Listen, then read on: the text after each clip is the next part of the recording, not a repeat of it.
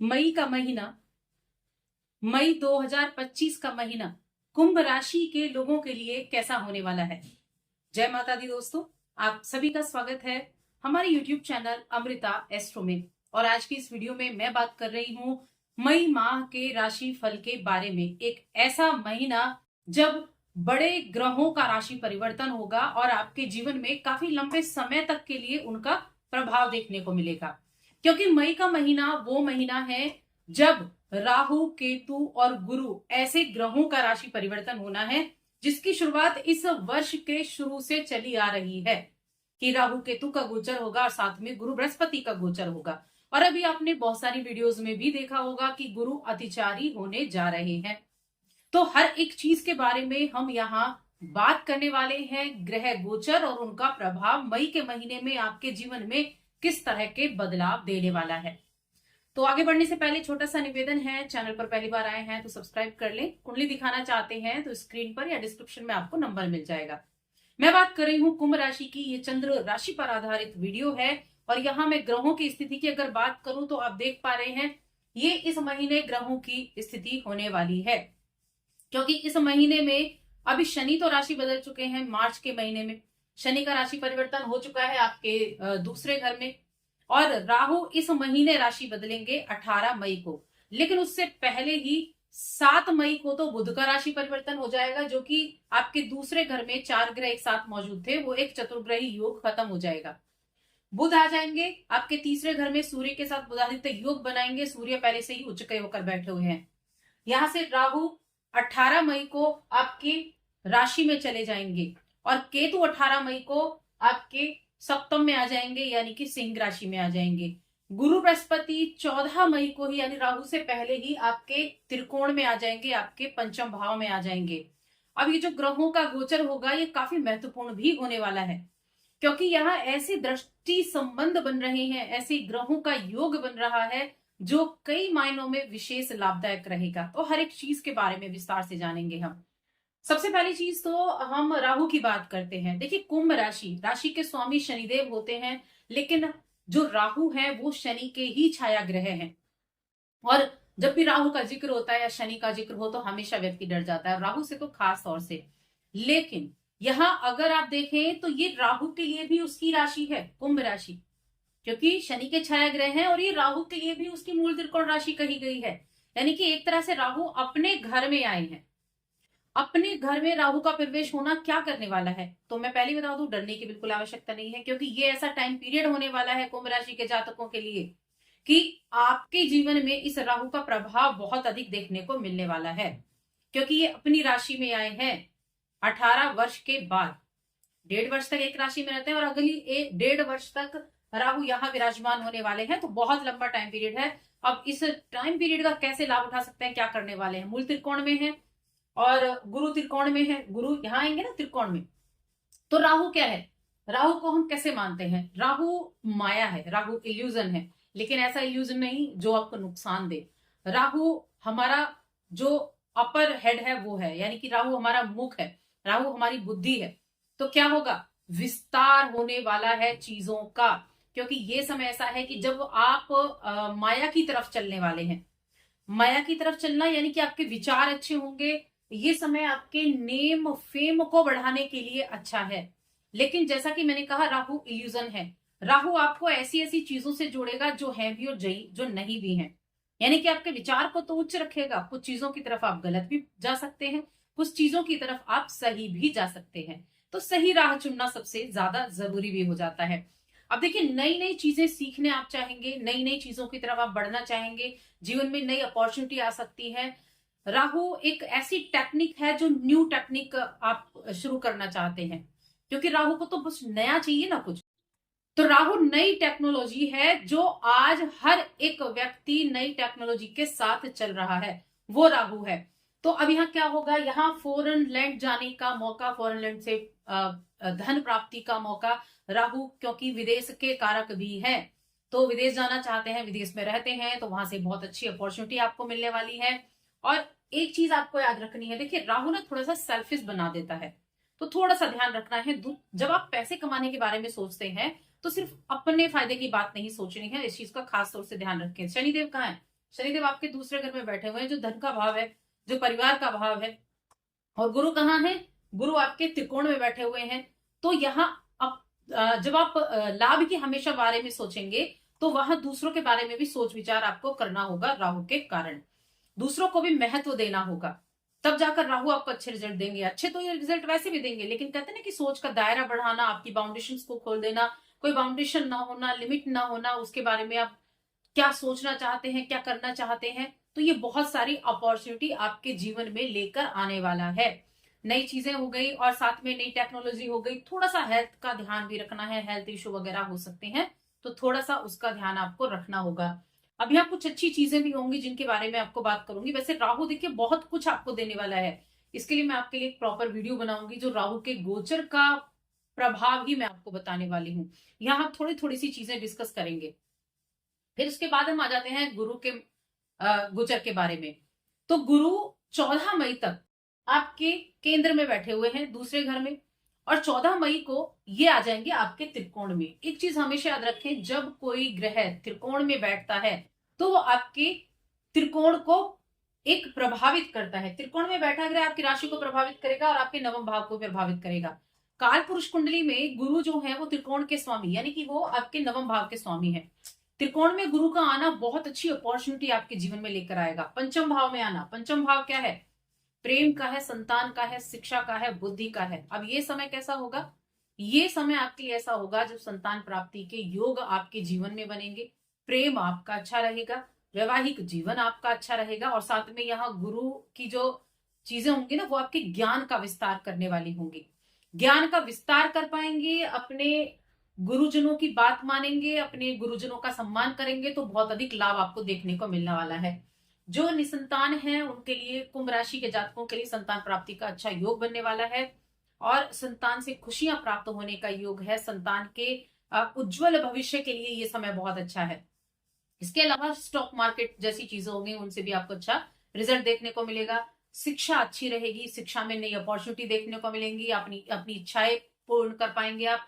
और पिता के साथ अगर संबंध बिगड़े हुए थे तो पिता के साथ संबंध भी सुधरेंगे। अब देखिए यहाँ से एक बहुत अच्छा यहाँ बना हुआ है। गुरु जब यहाँ 14 मई को जाएंगे, तो 14 मई को गुरु के यहाँ जाने से नवम दृष्टि गुरु की राहु के ऊपर आएगी, जो 18 को राहु का गोचर होगा। यानी कि जैसे ही राहु गोचर करेंगे तो गुरु की दृष्टि यहाँ जा रही होगी। तो गुरु थोड़ा उसका जो एक होती है नेगेटिव चीजें, उसको कम करने का कार्य करेंगे। तो इस अवधि में आप एक कार्य जरूर करें कि जब भी आपके बड़े, आपके गुरु आपसे कुछ कहना चाह रहे हैं, उनकी बातों को सुने, उन पर अमल करें, बड़ों का सम्मान करें, गुरुओं की बात सुने, माता पिता की बात सुने, घर में जो बुजुर्ग हैं उनकी बात जरूर सुने, क्योंकि कहीं ना कहीं उनकी बातें सुनना गुरु को मजबूत करेगा और आपके कार्यों, जो नेगेटिव चीजें है ना, उनसे आपको बचा कर रखेगा।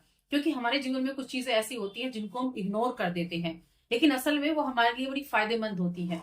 कई बार हम सोचते हैं ना, इनको क्या पता, मेरा जो काम मैं आज कर रहा हूं उनको क्या पता, जो हमारे बड़े हैं। लेकिन ये बिल्कुल नहीं सोचना है। उनकी बात सुने, उनको पता नहीं लेकिन उनको अनुभव आपसे ज्यादा है, तो उनकी बातों को सुने, महत्व दें, और तब देखें कि आपको रिजल्ट कितने अच्छे मिलते हैं। अब तीसरी हम बात करते हैं यहाँ सूर्य की और बुध की। तो देखिए सूर्य तो उच्च अवस्था में बैठे हुए हैं, और मध्य में, मई के मध्य में यहाँ सूर्य आपके चौथे घर में आएंगे। तीसरे घर में ये आपके कम्युनिकेशन को अच्छा कर रहे हैं। बुधादित्य योग बनाए 7 तारीख से, तो यहाँ आपको छोटे भाई बहनों के साथ आपका संबंध अच्छा रहेगा, बुध की कृपा से भी, सूर्य की कृपा से भी। लेकिन 14 तारीख को, 15 मई को ये आ जाएंगे आपके केंद्र में। केंद्र में आना आपको प्रॉपर्टी से अच्छे लाभ दिलाएगा, आपको जो जीवन में सुख की प्राप्ति है ना, वो सुख की प्राप्ति कराएगा। लेकिन साथ में वैवाहिक जीवन थोड़ा सा प्रभावित हो सकता है, तो वहां थोड़ा ध्यान रखना है। अपने पिता के साथ संबंधों को सुधार कर रखना है, तो थोड़ी सी यहाँ ध्यान रखने की आवश्यकता जरूर होगी।